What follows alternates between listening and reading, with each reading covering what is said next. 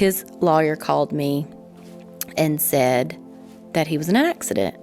He was in the hospital for 9 days, and then he passed away. Like, you get the call, he's gone. What's your initial emotion? I loved him. He was my daughter's daddy, you know. The Lord literally like reached down and snatched me up.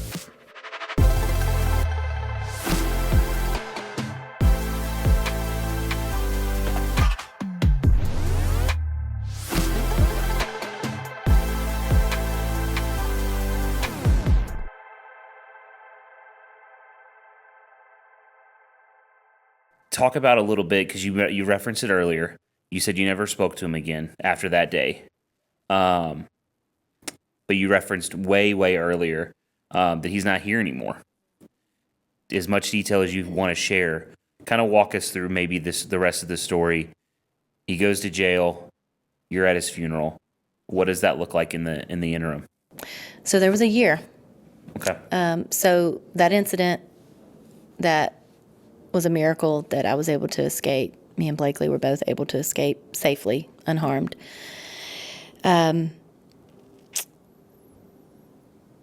Except for whiplash. I was going to say, except for him banging your head on the truck.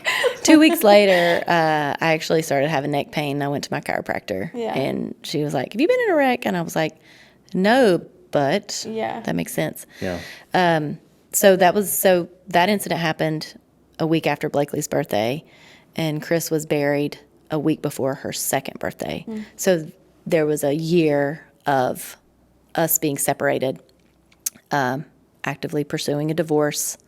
He actually served divorce papers on me. Okay. And parenting plan. We had a temporary parenting plan in place, which was, I think that year, despite being physically removed from the abuse, was probably the worst year of my life ever.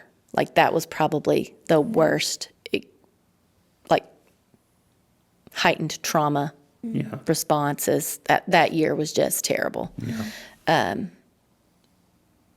was just awful. Dealing with the legal stuff of, divorce and this,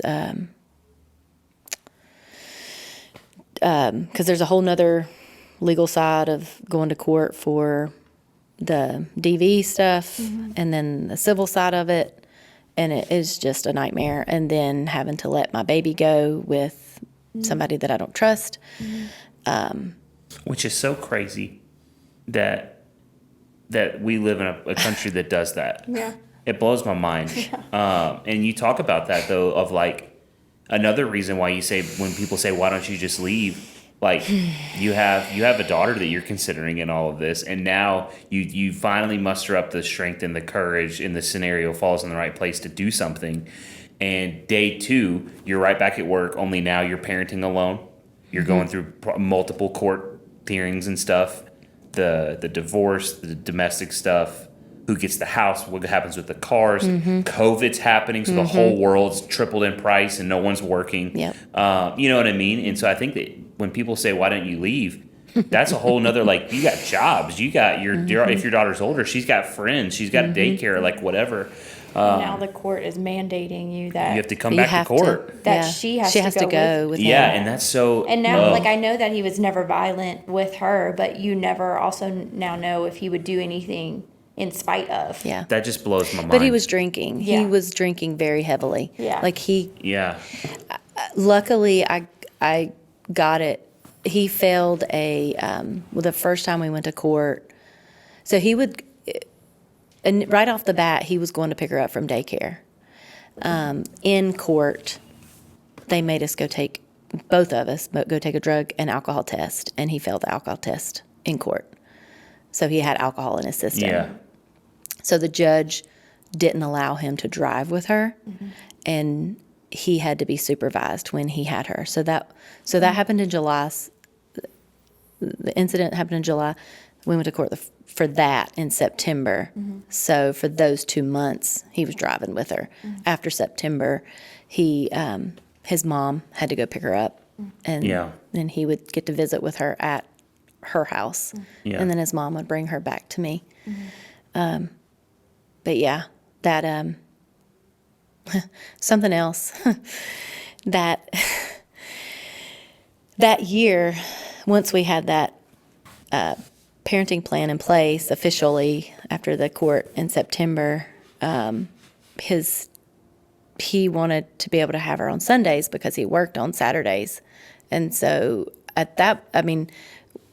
we had started going to one church before, like when I said we started going to church, like, that's where we were going. And so he would have her from 9 a.m. to 3 p.m. on Sundays, every Sunday. So for an entire year, I didn't get to take her to church with me, except one Sunday and Mother's Day. I got to take her with me on Mother's Day. And I can't believe I forgot about this when we talked about Mother's Day before. I forgot that was Mother's Day. Like, that's why I was able to have her on Mother's Day, because it was Mother's Day. That's so crazy. And we did, I don't know if they did it for me. I don't know. But we had baby dedications. And so Blakely was dedicated on Mother's Day, the one Sunday in a whole year that she got to go to church. And I remember when Greg was, doing the baby dedication, he brought up that her name actually means out of the darkness, like out of the dark valley. Oh, I didn't know that. And I think I remember, like, before she was born and we were trying to pick out names, like, I remembered something about a valley. I don't know. Like, that's not why we named her that. But, like just the way that he preached her or, spoke at her dedication it's like she's part of what brought me out of this dark valley. Yeah. And it just true to her name. Yeah. Anyway, sorry, that's a little side note No, there. you're good. So you're going, and I'm trying to remember all the timeline here. So you're going, no, you're fine. You're totally fine. So you're going through this year. The thing happens in September, so now it's supervised visits and all of that. Some point along the way, No, you're good. Go for it. Some point along the way, here's another thing that's messed up with our system is, so I'm in the house. He's not allowed to be there. He's not allowed to be around anywhere near me. He can't come to my work, whatever. But he's allowed to come to the garage and work as long as I'm not there. So he would come in every day and go to the garage. How was it? Was it court mandated that you got to keep the house? Yeah, no, we were just I think, I can't remember now. It wasn't court mandated, but he wasn't allowed in the house. Okay. I think he had to, if I remember correctly, I think he had to agree that he would stay somewhere else. Like, we didn't have to fight over who was going to stay in the house. Yeah. We were in the house, Blakely was in the house, Yeah. and I think he just I was. mean, it makes sense. Yeah. Yeah. That was always. I know it's kind of an off the wall question, but No. I was curious about it. It's one of the details that's hard to remember. Yeah. But, where was I going with that? So your lives are kind of loosely still crossing paths. Yeah. Not physically, but with the stuff. Yes. The physical items in your garage or in Yes. your house or whatever, So we had cameras. This is where I was going with that. We had cameras.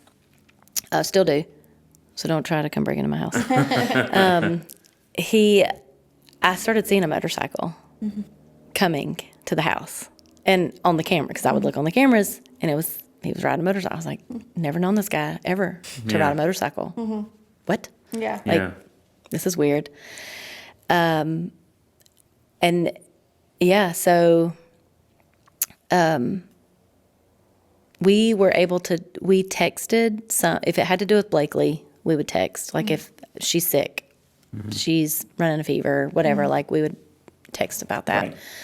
And then this June 17th, I got a call from my attorney, my divorce attorney, and said, Annie, have you heard about Chris? And I said, I don't know what you're talking about. And she said, his lawyer called me and said that he was in an accident.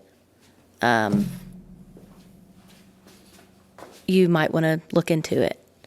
And I was like, no. So I started calling people that I thought might know about it. Nobody answered. And then my attorney actually forwarded me a link of a news report on where they'd shut down 440 because of a motorcycle accident. And it had been, taken to Vanderbilt. And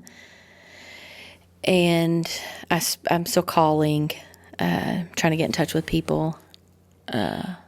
I was on my lunch break when I got the call from my attorney, and I went back to work and then talked to my boss. I told him what was happening, and he was like, go, just go.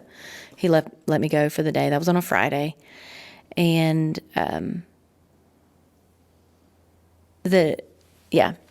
so finally I got in touch with someone, and they said, basically all the information that I got was he was in an accident. He's going to be okay. That's all I heard. And then I tried to go to the hospital and where he was, and they wouldn't let me in. I went to so he was in the ICU unit, and I'm watching other people that have family or whatever in the ICU, and they have these badges, and they just walk right in as long as there's 2 people can go in at a time. And I asked for the badge, and they're like, no, you're not allowed to have the badge. Or you have to speak to a certain person to be able to get the badge. So I was never able to go in and visit with them. I didn't know how bad it was. I wasn't getting any information. We were still legally married at the time. I should have been considered his next of kin. But, we were, obviously separated, and it's such a weird thing to, but. Does the hospital know that, though? To I mean, be able to refuse you is know your whole circumstance. Well, I would imagine they're not refusing you because of relationship status. I wonder if they're refusing you because of his status. Oh, yeah. Yeah. They, there were people actively keeping me away. And my attorney was going through the process of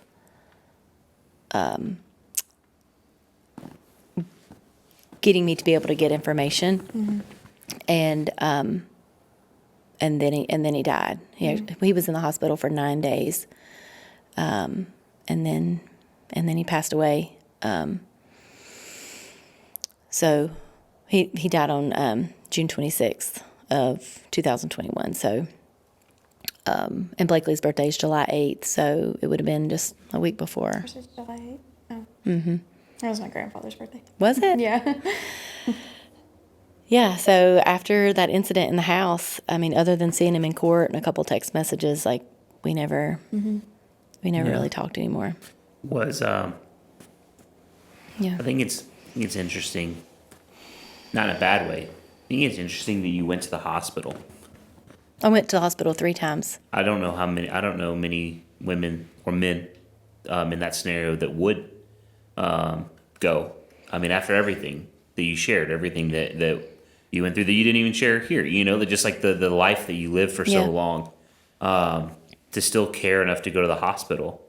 I do think that shows a lot of the realness of those situations, that it isn't just total hatred. Every night's not an episode of Cops, you guys just are at each other's throats, which I think plays into why people don't always leave, because it's not always like this. Yeah. And so to have so much distance with someone that in your heart, we're never going to be close again, but yet when you hear they're in the hospital, you feel the need to go. I think speaks volumes to what the dynamic of a relationship like that really looks like. Yeah. You know what I mean? I loved him. Yeah. He was my daughter's daddy, Yeah. When I think She was conceived out of love. Yeah, and I think a lot of people can sometimes forget that, Yeah. you know. And I think when you talk about him, it's not. I don't feel this sense of like. I mean, don't get me wrong. He's not a first round draft pick in my book, but Right. I don't just have nothing but hatred for him. Yeah. You know, and I think that's how a lot of those relationships Yeah. tend to look. He lost his way. Yeah, He didn't know how to handle it. and I don't think that gives someone. I don't think by any means you're giving someone permission or letting No. them off the hook. But I do think you speak to the realness of the situation. He was still a human who did what he did. But I think I said at the very beginning of this episode, Annie's a person who cares, and she's just a good friend. And I think that speaks to that. That you're just a person who cares about people.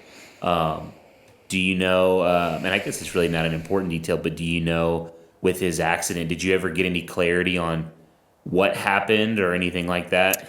I know from the news report that a box truck was involved. So there, I know they shut down 440. I know that there was a nurse or somebody that stopped to help.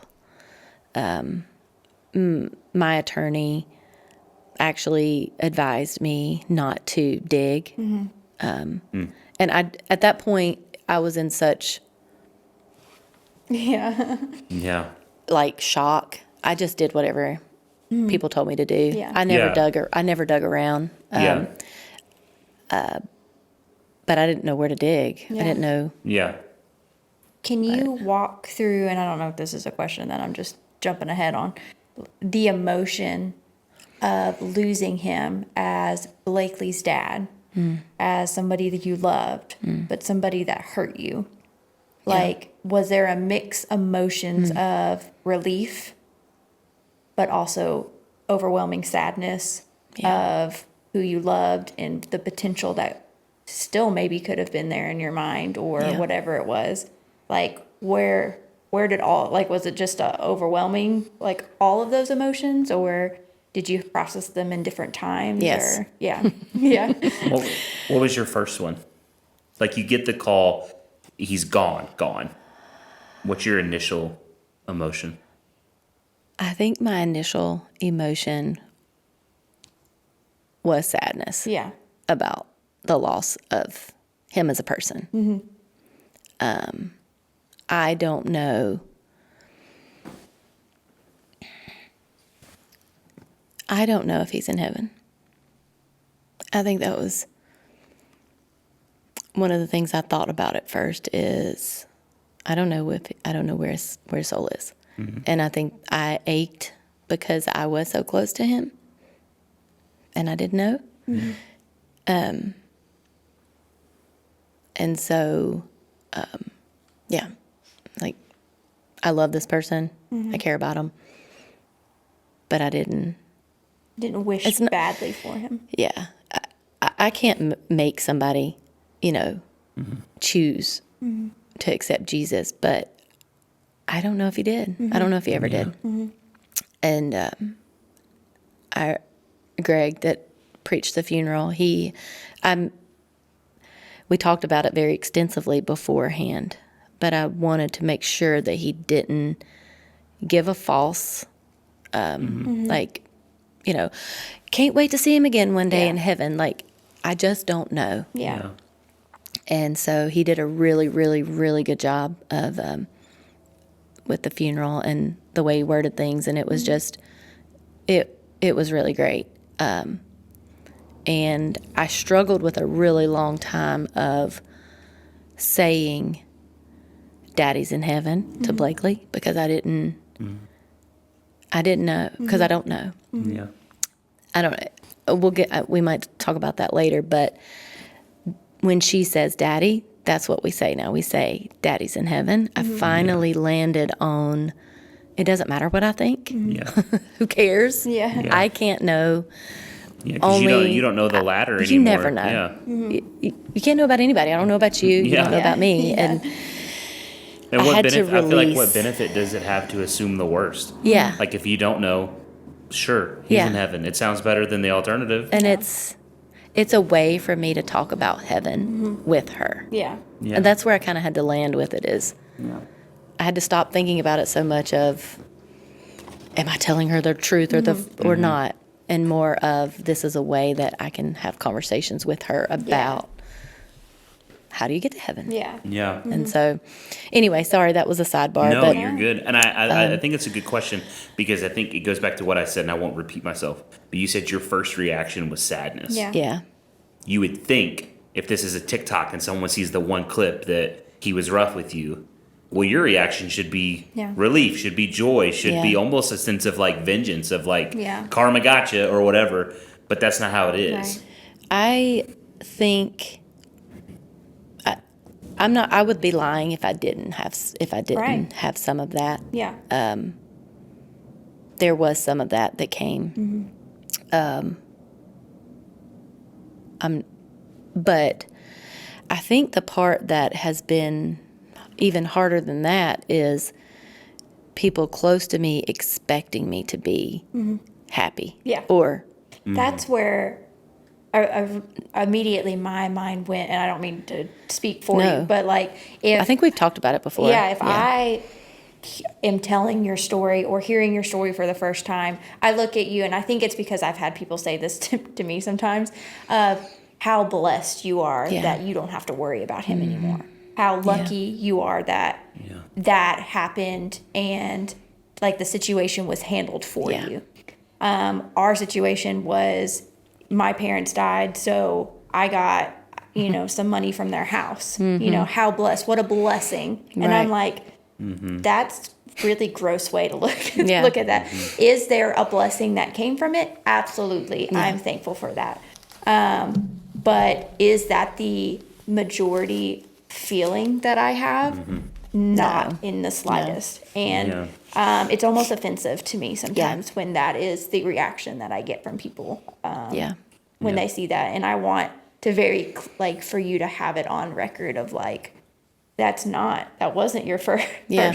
Yeah, obviously you had parts of it that were beneficial or you had blessings come from it, but that's not the the Right. overarching No. feeling of the whole situation. No, and then it's almost like I didn't. It's almost like people didn't think that I was really grieving. It's like they didn't. Yes, people came to the funeral, and yes, there were. We had such an overwhelming response to everything, and like all the people that come in the first few days and the first, the week or so, and that was, amazing with the support that we got then. But then it's like, but the people that I was really living life with, and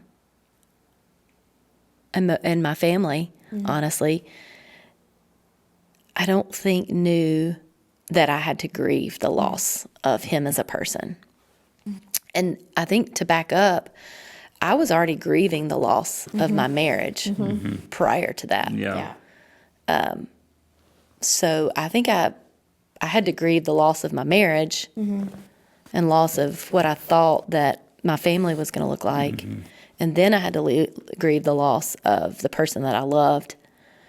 And then I think it grew into Blakely losing her daddy. And what would it be if he was here, and would he have turned things around? And, And I feel like that's the grief that stays with you longer. yeah. Because I feel like you eventually do grieve the marriage. You eventually do grieve him as a person. But Blakely will always be a constant reminder of him as a dad. Yeah. And that, I think, is just when you think of grieving, there's always something that, that sticks around. Well, I want to tie it back into this, Annie. You touched on it just a moment ago. This question will kind of for both areas. Everything happens that afternoon. The separation's made up. You guys are done talking, but you're going on unsupervised visits to supervised visits to whatever that looked like to him passing away. What did your relationship with the Lord shift become? Because you said you're going to church alone, or without Blakely, and now well without him too. But that was kind of all we really touched on there, was you were going alone. How does a mom trust the Lord knowing she's handing her baby into an environment that may not be safe, but you don't have a choice? Yeah. How did you handle that? Rolling on the floor, crying half the time. Yeah. I mean, if I'm being honest, the first Sunday, the Tuesdays and the Thursdays weren't so bad because I didn't have to physically hand her over. She would get picked up from school and then brought back to me. But the Sundays were excruciating. The first couple, I didn't go to church. I just rolled on the floor and cried. I called my mama. I just literally just fell apart the whole time. You know, I could have been cleaning the house or self-care or something, but I couldn't. I couldn't do anything. I just froze. And I think it was in those weeks when the Lord literally like reached down and snatched me up. Like, I didn't pursue him. He pursued me. I remember just laying in my bed and like not knowing how to pray and not knowing scripture, but just remembering, well, the Holy Spirit will pray for you if you just ask and I just remember praying, Holy Spirit, will you pray for me? Because I don't know what to say. And I don't know where that came from. Like, he literally came after me. And it,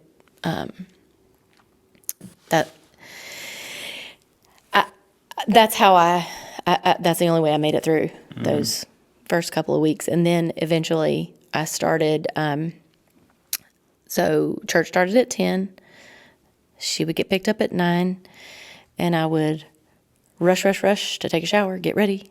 And then I would always get to church at like 10:15. And I would leave before church was over. I mean, y'all know me now. We're like there 2 hours early, stay 2 hours late. But it's like it was a completely different thing back then. But I don't know. I started feeling drawn to go, like just be in the presence, like be in his presence. And you know, there were people there that were the literal hands and feet of Jesus. The Ellises, the Mislas, Cultras, they literally held me, you know? Yeah. And, it was, I'm going to get real. You're good. I think that speaks volumes to, like, I hear this. I almost cussed right there. I hear this. So far, it's only me. I hear this petty argument all the time of, should Christians go to church? Do they have to go to church? Do they need to go to church? I don't care, man. I don't care what you do with your life. I know, and hearing you say that right now, Annie, I know there are people who need the church and who want to go to church. If you have to ask the question, do I have to go to church? Don't go then. I don't care. I'm going because I'm in different seasons. It looks different, but I'm going in hopes that if I need someone, they're there for me. Or if I'm going and I don't need someone, I can be there for someone. You know what I mean? I don't have the energy for the don't come. Just don't come, because if you come, you're going to distract me from the Annie in the corner, or the teenage Eric in the corner. You know what I mean? So I think it just speaks volumes to how essential a true and like unity. And you don't have to. I mean, those people that you named were a little bit higher than, like, as far as like where they served in the church at the time, but like I don't think that matters. I don't think they were. That was our whole church. Yeah, you know what I mean. Like I don't think you have to go in and go, okay, I'm going through this season.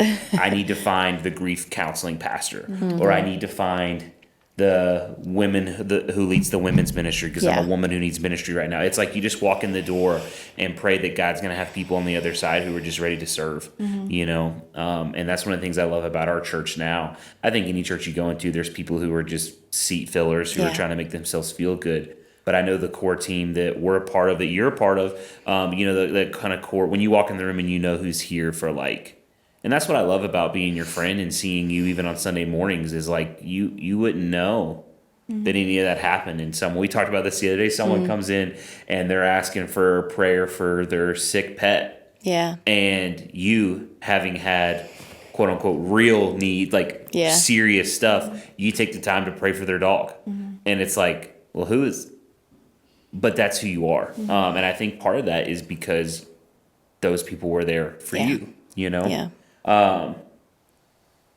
Before we move on, the next talking point we have is about Blakely. Is there anything left you want to talk about? Anything we've covered so far with DV or Chris or losing a spouse? Yeah. I do want to mention, if anyone's listening, I really struggled with vocalizing that side of my story for a long time. I have shared it in with a couple of people. If it comes up, if there's a reason, you know, I've not shied away from one-on-one conversations about it. But for the most part, I've not shared it. And one of the main reasons I didn't, is because I didn't know.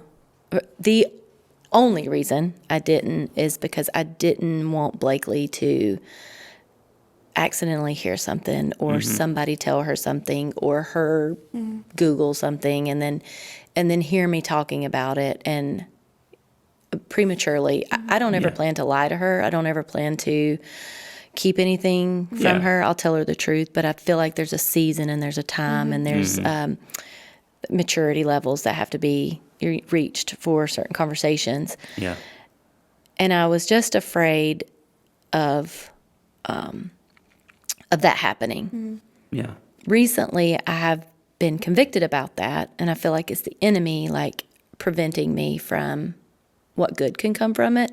And so I just want to point out that the reason I want to talk about it now is because I want people to believe that there's hope. I want people to know that there's an escape. I want people to know that God sees them. I want people to know that God cares and that He's not going to leave you alone. He's going to snatch you up just like He snatched me up. Yeah. And I'm available. If you don't want to go to the cops, if you don't want to go somewhere, I want to be that friend like Amanda asked about before. Like, I can be that person that you feel comfortable going to. And even if you're not ready to make the big step, like, just reach out. So that's the whole reason for ever bringing this up and talking about it is God allowed it so that it could be used to bring glory to Him. Yeah. And if I'm a catalyst for that, then let it be. Yeah. So that's all. That's good. No, that's good. And I've always told people, man, it's 50-50. Going to Annie's might be safer than going to the police, honestly. I mean, she said earlier she's a power lifter, and she's on our security team. So I put her on the front door quite often. She'll actually believe you. Some police don't. Yeah. So, no, thank you. And thank you down that road.